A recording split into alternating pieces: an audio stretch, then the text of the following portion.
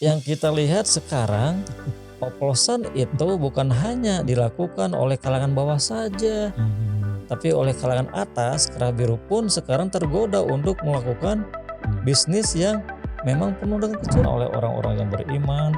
Ketika sukses berbisnis dengan Allah, dalam kehidupan dunia pun sok lancar, Pak. Perlu yakin lancar. 5, 4, 3, 2, 1.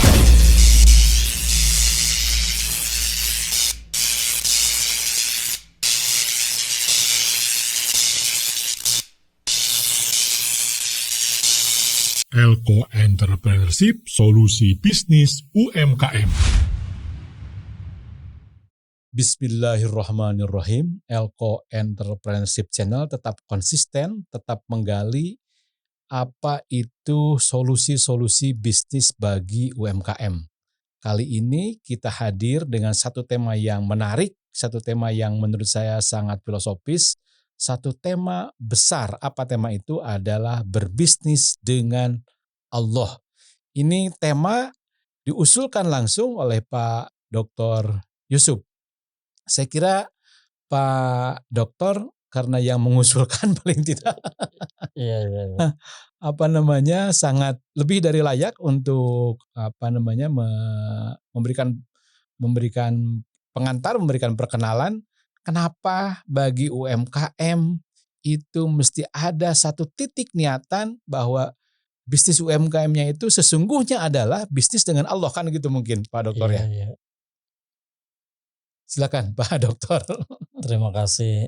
Jadi begini Pak Anton dan juga teman-teman UMKM dimanapun berada, saya terinspirasi, ini kan bulan suci Ramadan. Iya. Kemudian juga yang biasa kita bahas itu kan bisnis yang ujungnya itu kan cuan. Nampaknya kalau misalnya dalam bulan suci Ramadan kita membahas sesuatu yang memang mengaitkan kita dengan Allah, itu akan lebih bagus. Dan kalau kita niatnya ikhlas jadi pahala kan. Iya. Karena itu saya mencoba mengajukan tema tentang bisnis kita dengan Allah. Kenapa? Karena selama ini kan bisnis yang kita lakukan itu hanya dengan sesama kita, sesama orang. Dan Karena kalau Allahnya di mana gitu ya. Iya. Jadi kalau misalnya bisnis dengan sesama kita, itu kan ujungnya cuan. Jadi semuanya kita nilai dengan cuan, sukses atau tidak dengan cuan. Iya. Kan begini, kalau bisnis kita dengan sesama kita ya, sesama orang, bagaimana kita membuat barang. Barang itu punya value. Value-nya itu kan ada yang bersifat fungsional, emosional. Kalau kita urutkan panjang. Nilai ini kemudian kita sampaikan kepada pembeli atau konsumen. Iya. Ternyata pembeli mengapresiasi value baik yang fungsional maupun emosional yang kita sampaikan itu sesuai dengan apa yang dia harapkan. Dia sangat menunggu nilai-nilai seperti itu. Yeah. Dan ketika kita kirim, tentu dia akan merasa senang, dan kesenangan itu ya mungkin bisa dia sampaikan juga kepada teman-teman dia atau kepada siapa saja. Sehingga cuan yang kita dapatkan akan semakin terus berkembang. Yeah. Karena konsumen puas, dan kemudian dari kepuasan dia itu bercerita pengalaman kepuasan itu kepada orang lain, sehingga bisnis yang kita jalankan terus berkembang. Yeah. Karena banyak konsumen yang membeli, yang mengkonsumsi barang kita. Itu sebetulnya bisnis dengan sesama manusia. Yeah. Ujungnya itu pokoknya uang. Uang mau dia apakan kan kita nggak tahu. Tapi yang pasti ukuran bisnis dengan sesama orang itu ketika dari sisi finansial, keuangan kita itu semakin lama semakin bertambah banyak. Uang pokoknya. Tapi kalau bisnis dengan Allah tidak seperti begitu. Iya. Justru Allah itu ya paling tidak menggiring kita supaya pola pikir kita dengan uang yang kita miliki itu manfaatkan. Untuk apa? Untuk kebaikan. Karena hidup ini tidak akan selamanya di dunia. Kan ada kehidupan setelah di dunia. Justru kehidupan yang kekal, yang abadi itu adanya di akhirat. Iya, Oleh iya. karena itu kita juga harus melakukan bisnis dengan Allah supaya dunia selamat, akhirat pun selamat. Kalau hanya sekedar bisnis dengan sesama manusia, paling tidak mungkin saja dunia merasa selamat karena cuannya banyak, dia bisa membeli apapun dengan uang itu. Ternyata tidak seperti begitu. Iya, iya, iya. Nah, silakan dilanjut. Boleh saya bacakan Hmm, ada salah satu ayat dalam Al-Quran yang khusus berbicara tentang bisnis, Pak Anton. Itu iya, terdapat pada surat As-Saff ayat 10 sampai dengan 13. iya, iya. Saya bacakan nggak apa-apa? Silakan Pak Dokter.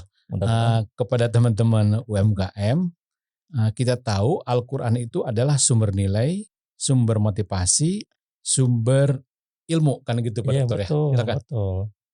A'udzubillahiminasyaitonirrajim. Bismillahirrahmanirrahim. Ya ayyuhalladzina amanu hal adullukum ala tijaratin tunjikum min adzabin alim. Tu'minuna billahi wa rasulihi wa tujahiduna fi sabilillahi bi amwalikum wa anfusikum dzalikum khairul lakum in kuntum ta'lamun. Yaghfir lakum dunubakum wa yudkhilkum jannatin tajri min tahtihal anhar wa masakin thayyibatan fi jannati adn. Dzalikal fawzul adzim. Wa ukhra tuhibbunaha nasru minallahi wa fathun qarib wa basyiril mu'minin. Shadaqallahul adzim. Tah eta Pak Anton yang menjadi inspirasi saya untuk menyampaikan kepada teman-teman UMKM, kita juga perlu berbisnis dengan Allah. Bagaimana berbisnis dengan Allah? Kan tadi Allah sendiri sudah menyerukan. Bismillahirrahmanirrahim. Ya ayyuhalladzina amanu. Hei orang-orang yang beriman. Iya. Kemudian Allah kembali menyerukan, hal adullukum ala tijaratin tunjikum min adzabin alim. Maukah atau sukakah kalian semua orang-orang yang beriman ya Pak Anton? Iya, iya. Allah tunjukkan sebuah perniagaan, sebuah kegiatan bisnis yang dapat menyelamatkan kita semua atau kalian semua orang-orang yang beriman dari azab atau siksa yang pedih. Iya, iya. Logika kita menangkap begini, karena mungkin saja kita satu ketika tidak sadar praktek bisnis yang kita lakukan itu ternyata tidak mengantarkan kita untuk terhindar dari siksa api neraka. Kan tidak sedikit ada praktek bisnis mengurangi takaran, Iya, iya. ada praktek bisnis yang menipu para pelanggan. Iya, iya, iya. Contoh sekarang misalnya sedang viral, kalau dulu oplosan itu kita kenal pada masyarakat biasa, Pak Anton, pada kelas bawah, kemudian dia mengoplos minuman-minuman keras, dan itu sebetulnya kan tidak menyelamatkan. Tapi justru yang kita lihat sekarang, oplosan itu bukan hanya dilakukan oleh kalangan bawah saja, tapi oleh kalangan atas, kerah biru pun sekarang tergoda untuk melakukan bisnis yang memang penuh dengan kecurangan. Jadi mereka bukan saja turun kelasnya, tapi juga Iya, curang ya para pengoplos kan ini. di Pertamina ada kasus bahan bakar oplosan gitu kan, itu jadi viral. Dan yang tertipu senegeri ini. Iya, kemudian juga terjadi pengurangan timbangan minyak kita. Oh iya, iya, iya. Minyak kita ditulis 1 Liter. kilo ya, ternyata kurang dari 1 kilo.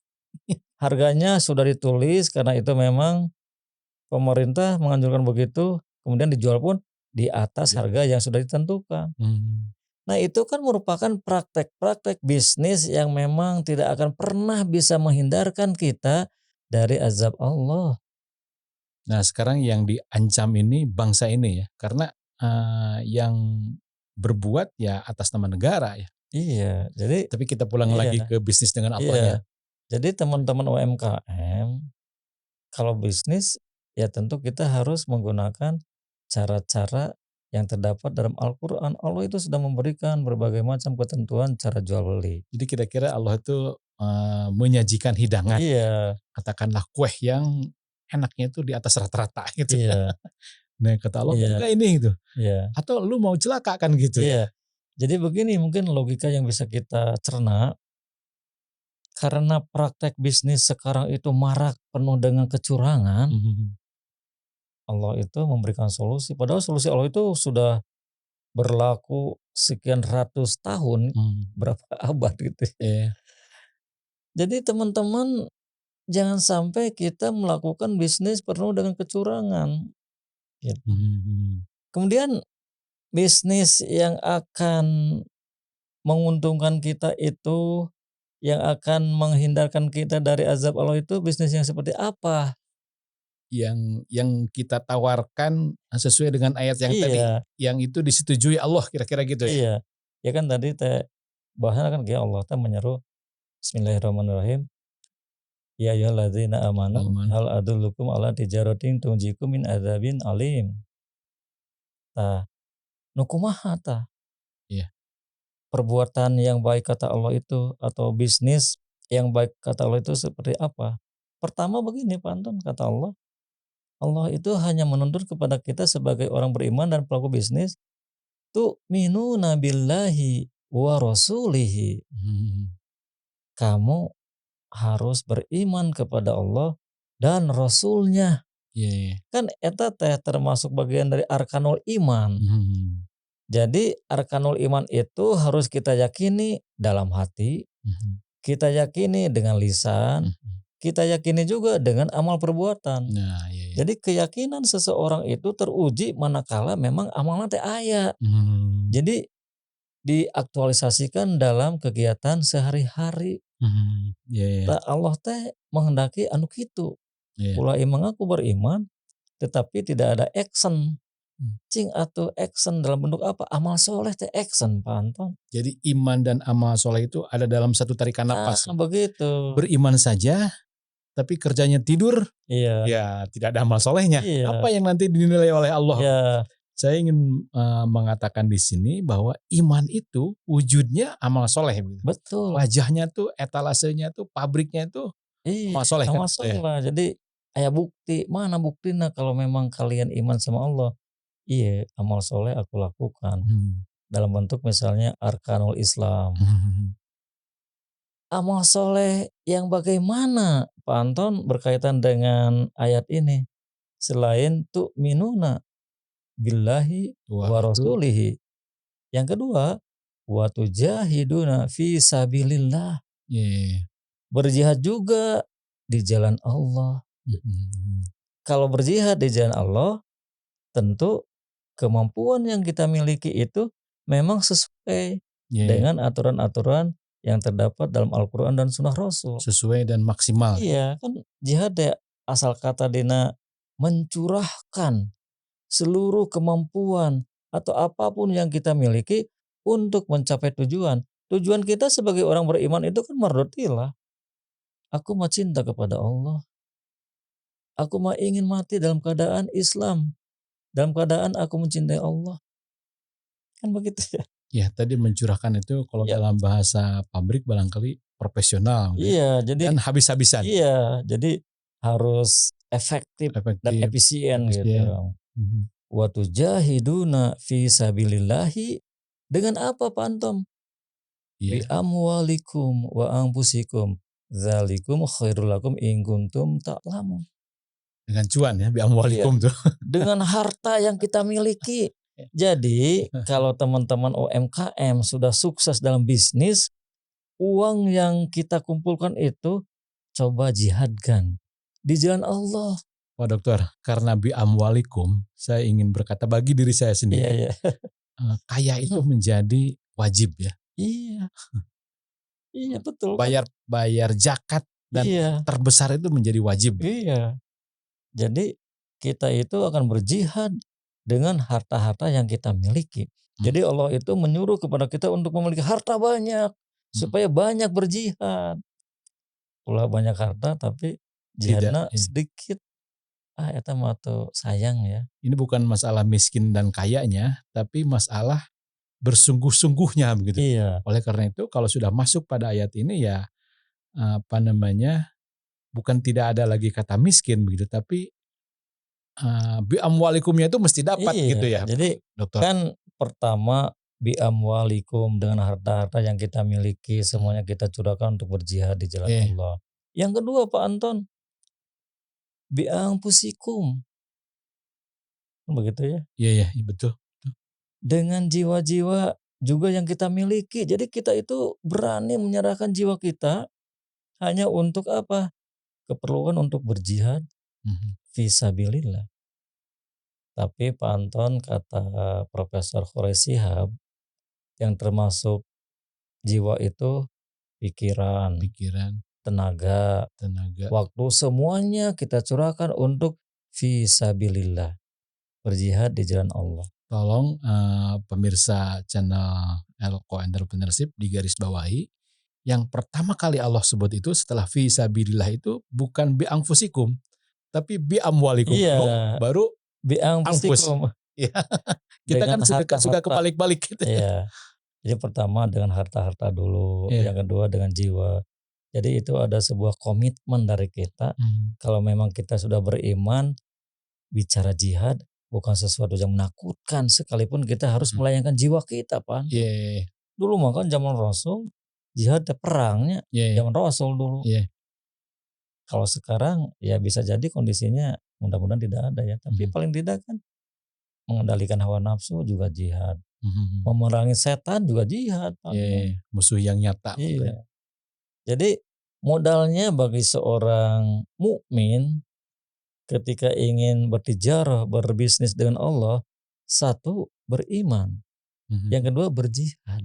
Iya Nah, eta iya. teh modalna Pak Anton. Iya iya. Kita sedang menggali pertanyaan apa yang akan disuguhkan atau dibisniskan dengan Allah kan gitu ya tadi Iya, tuh. betul. Silakan lanjut Pak Dokter. Jadi kalau misalnya kita berjihad di jalan Allah, beriman kepada Allah, nah Allah teh akan memberikan profit kepada kita. Kepada UMKM. Ada ayat selanjutnya tadi apa Pak Anton?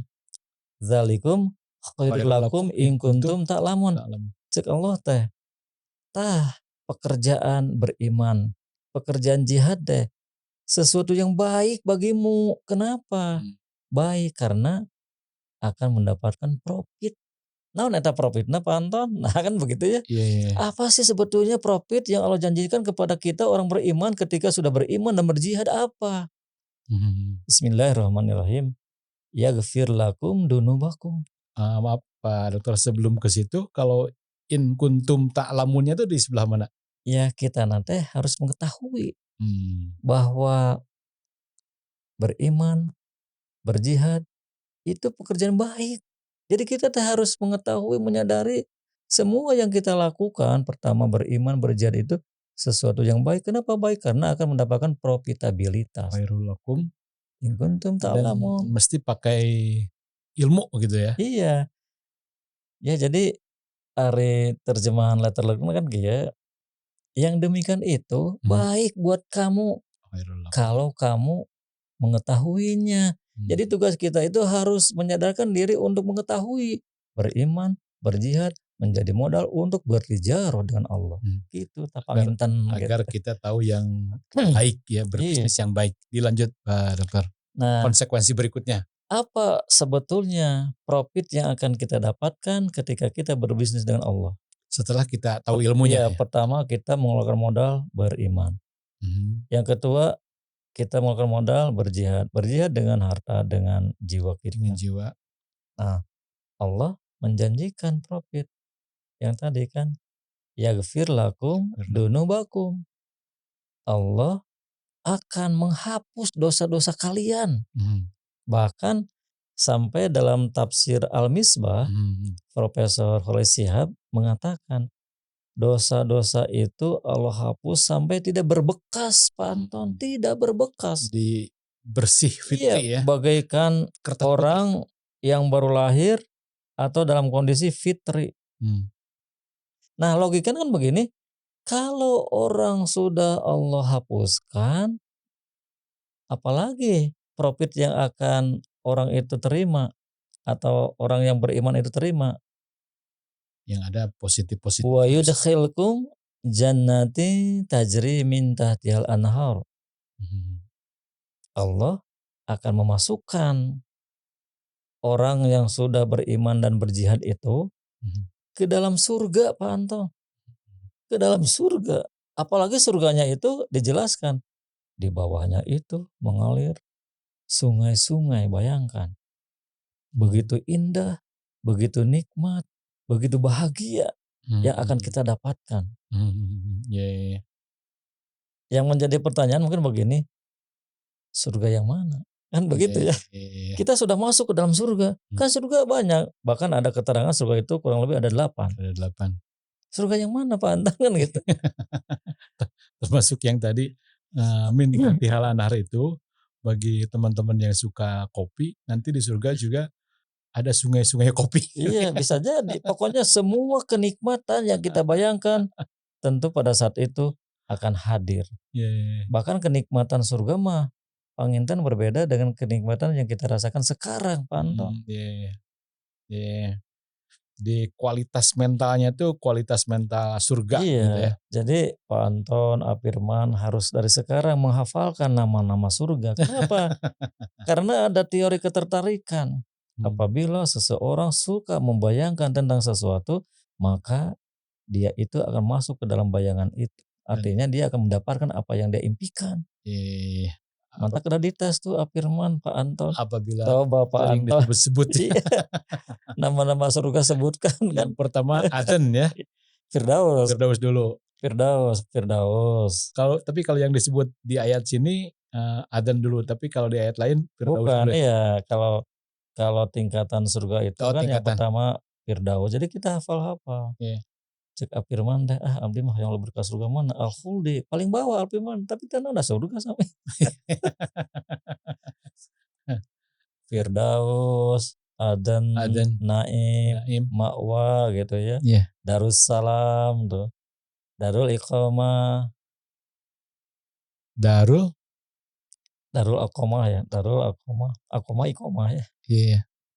Kemudian juga ada Al-Muqamahul Amin. Terakhir Al-Khudi. Jadi apal-apal lah. Jadi nggak deres Firman teori ketertarikan. Iya. Teori ketertarikan bagi UMKM ya, iya. agar usahanya itu punya visi ya. Iya. Saya ingin ini Pak Dokter, kalau sholat subuh kan sebelumnya ada sholat sebelum subuh. Iya. Dan itu pahalanya begitu kaya, adalah seperti kita dikasih dunia dan segala isinya. Jadi orang Islam itu kalau berangkat pagi-pagi ke masjid dan melakukan sholat sebelum subuh dulu, itu sudah dibentuk mentalnya menjadi mental kaya raya. Haruslah. Jadi kalau berbisnis dengan Allah, insya Allah mau rugi Pak Anton. Ya, masalahnya itu kita ikhlas, beriman ikhlas. Kenapa? Tidak ada perjuangan beriman gitu. Banyak orang menggoda supaya kita tidak beriman, banyak. Sekarang tontonan banyak, sekarang informasi banyak. Jadi banyak orang yang menggoda supaya iman kita itu luntur. Banyak. Jadi iman juga penuh perjuangan. Oleh karena itu kalau beriman ikhlas. Berjihad ikhlas. Nah, surga yang mana nih bagi orang yang beriman sukses berbisnis dengan Allah? Wa masakina thayyibata fi jannati Aden. Jadi kita itu oleh Allah akan diberikan tempat tinggal yang thayyib, yang baik, yang bagus, yang nyaman, yang menenangkan pokoknya nama. Itulah Aden. Itulah surga Aden. Tuh urutannya kedua. Nah, terus teman-teman UMKM kata Allah, zalikal fauzul adzim, itu keuntungan yang besar. Pak Anton, ketika kita beriman kepada Allah, kemudian kita tambah dengan berjihad fisabilillah, dengan harta, dengan jiwa, Allah akan memberikan keuntungan yang besar. Zalikal fauzul adzim teh sebuah profit yang akan kita terima dan nilainya wah sungguh besar. Jadi keyakinan, visi, mindset pedagang, pebisnis UMKM itu mesti begitu ya. Iya. Mesti punya mental surga. Terus Pak Anton ada lagi, itu kan sudah 3 ya. Hmm. Allah memberikan profit kepada kita sudah 3 model.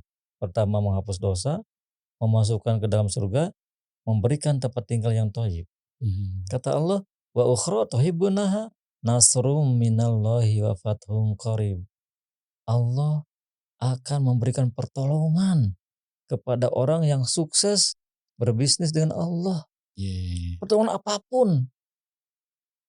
Ya Hmm. Allah, semoga kita semua Allah bantu untuk menyelesaikan masalah-masalah yang sedang kita hadapi. Yeah. Kan kita semua punya masalah. Yeah. Kecuali Al Firman. Diuji, diuji oleh masalah ya. Iya, Semua orang iya, diuji oleh masalah.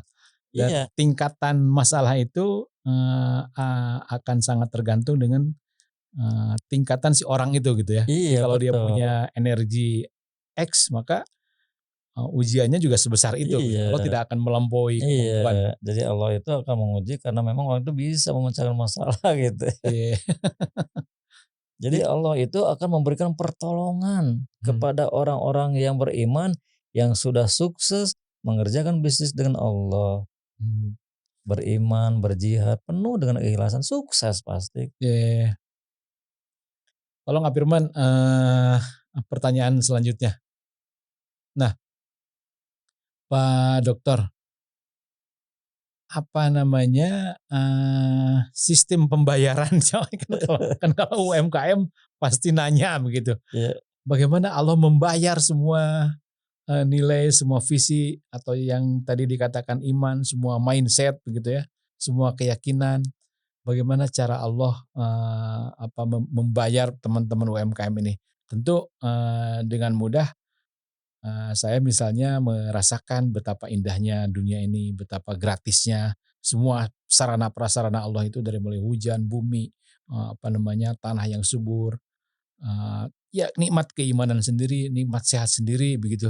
Tapi kan lagi-lagi ukurannya mhm, tadi cuan begitu. iya, iya, Nah, karena pertolongan Allah itu nasrum minallah wa fathun qarib begitu, iya, karena pertolongan Allah itu nyata begitu, idza jaa iya, nasrullah dan selanjutnya. Nah, teman-teman UMKM jaminannya apakah dengan bisnis yang tadi dikatakan curahan profesionalisme, kalau profesional, kalau tanpa kesalahan di tayangan-tayangan atau di channel-channel atau di materi-materi kita sebelumnya, kan cuan itu sudah di depan mata ya Prof. iya, iya. Apa memang Allah juga cerung-cereng begitu? Apakah kita tidak sadar setiap kemudahan yang kita dapatkan itu semua pertolongan dari Allah. Cuma kadang-kadang kita tidak menyadari. Tapi bagi orang yang beriman, ada masalah, kemudian ada solusi, semuanya bersumber dari Allah. Kenapa? Karena jadi maslahat. Hmm. Jadi kadang-kadang kita tidak menyadari yang sudah pernah kita lakukan, kemudian Allah balaskan dalam urusan masalah-masalah yang kita hadapi, kan itu yang sebetulnya kalau kita mengimani, oh ini pertolongan dari Allah. Mhm. Dan itu tata niaga bisnis ya, Iya, tata niaga bisnis dengan Allah itu iya. Pokoknya banyaklah rasakan oleh orang-orang yang beriman ketika sukses berbisnis dengan Allah dalam kehidupan dunia pun sok lancar Pak. Udah mhm, yakin lancar. mmm, Nah kalau ingin mendapatkan balasan langsung dari Allah ketika kita sudah berbisnis dengan Allah, maka teman-teman UMKM harusnya meminta, ya Allah segera matikan aku. di jalan Allah. Karena aku merindukan surga yang pernah engkau janjikan begitu. Iya, Misalnya Firman, aku mau sekarang mau minta kepada Allah, ya Allah matikan aku sekarang karena aku rindu dengan surga. Itu mah hak Firman mah gitu. di jalan Allah ya tentunya Iya ya. gitu. Dan maksud saya prosesnya itu karena yakin bahwa kematiannya di jalan Allah, kita bersedia mati gitu. Iya, Dan bakal keuntungan indah. bakal indah dan keuntungan yang tadi saya katakan cerung-cereng pun karena keyakinannya seperti itu, ya Allah juga akan Iya. cerung-cereng gitu ya, Sung da begitu maut langsung eta alam kubur teh terang benderang. menyambut. Alam kubur teh penuh dengan wewangian. Alam kubur teh penuh dengan kipas-kipas yang membuat kita menjadi tenang. Mhm. Itu sering kan?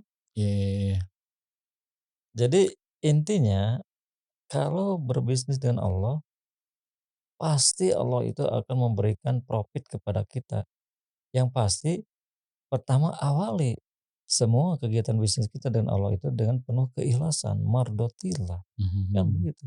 Iya. Serahkan semuanya kita kepada Allah supaya apa yang menjadi harapan kita itu tentu akan segera Allah kabulkan. Teman-teman UMKM, ini materi yang bagi saya sangat berat begitu ya. Kita berdagang sehari-hari, teman-teman UMKM itu. Nah, saking yakinnya akan usaha kita, tadi Pak Yusuf juga menggambarkan, tolong keyakinan itu digeser juga kepada keyakinan bahwa ketika kita mati itu jaminannya surga. Iya Ketika betul. kita di jalan Allah berdagang, bahwa jaminannya surga. Kan tadi iman dan amal soleh. Iya, Sekarang kematian yang itu adalah rukun iman bagi kita, itu juga wajah lainnya adalah ketika kita berdagang ya bersungguh-sungguh di jalan Allah kan gitu ya. iya, Jadi keyakinan akan mati dengan keyakinan profesional dalam UMKM-nya itu mesti ada dalam satu tarikan napas kan iya gitu Prof ya. betul. Jadi misalnya berjihad juga kan bagian dari amal soleh. Iya, iya, Beriman, beramal soleh, termasuk misalnya berjihad. iya. Jadi kita itu harus siap. Kalau Allah memanggil itu siap. Kalau Allah menyuruh kita dakwah itu siap. Kan terakhir apa coba? Ketika kita sudah sukses berbisnis dengan Allah, dengan berbagai macam profit yang kita dapatkan, kata Allah bagaimana? Wabasyiril mu'minin. Sampaikan kepada orang-orang yang beriman tentang kabar gembira ini, sampaikan Pak Anton, sampaikan Afirman, sampaikan. Jadi semua yang tadi itu kabar gembira. Iya, kabar gembira. Iya. Kenapa? Menguntungkan luar biasa. Jangan juga cuma dicatat pas matinya saja begitu. Iya. Yang lainnya juga kan kabar gembira, Iya. iman kepada Allah, Sampaikan, ya, iman sampaikan. kepada Rasul begitu ya. Iya, jadi Jihad. iya, jadi berbisnis dengan Allah itu ternyata untungnya sangat luar biasa. Jadi Wabasyiril mu'minin. kabar gembira ini sampaikan kepada teman-teman kita orang yang beriman. Mudah-mudahan ini sudah sampai pada puncaknya dan saya kira ini butuh ya bukan perenungan ya, butuh langkah-langkah gitu ya. Iya, Karena beriman itu bukan duduk begitu. iya. Langkah jihad itu melangkah. Wallahu a'lam bishawab. Terima kasih Pak Dr. Yusuf. Wassalamualaikum warahmatullahi wabarakatuh. Waalaikumsalam warahmatullahi wabarakatuh.